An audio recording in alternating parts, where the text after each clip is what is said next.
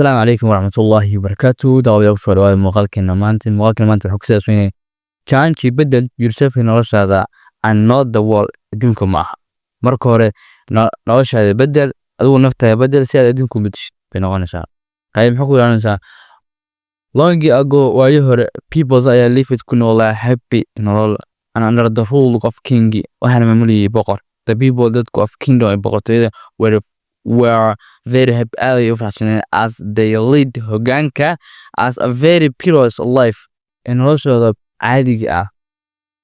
Prosperous waxaan waa nolosha prosperous life waa nolosha caadiga ah, macnaha waa nolosha heerka ugu fiican with an unbalance of health iyo dakhliga aan xadka lahayn. Unbalance of what is unbalance of wealth, dakhliga aan xadka lahayn lagu hogaaminayay oo lagu bixinayay. Anonymous tolerance an iyo no mispartness aan musiibada lahayn.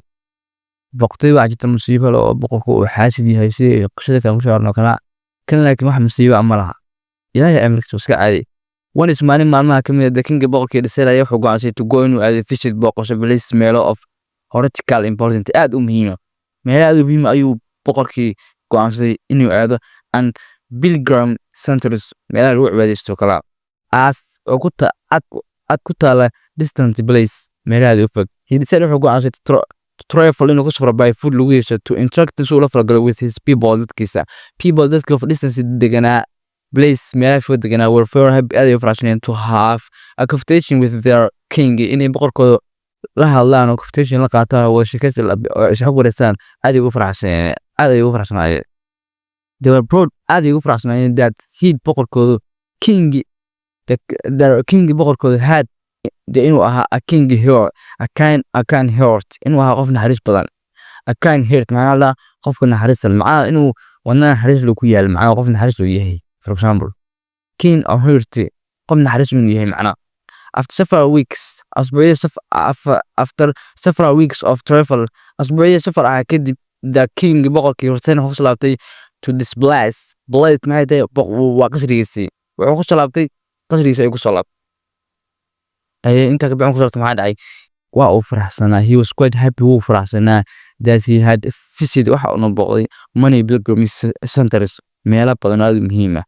wadanis wuxuu markhaati ka ahaa his people dadka leading uu ku hogaaminayay a prosperous life nolol aad u fortress nolol janna ayuu markhaati ka ku hogaaminayay.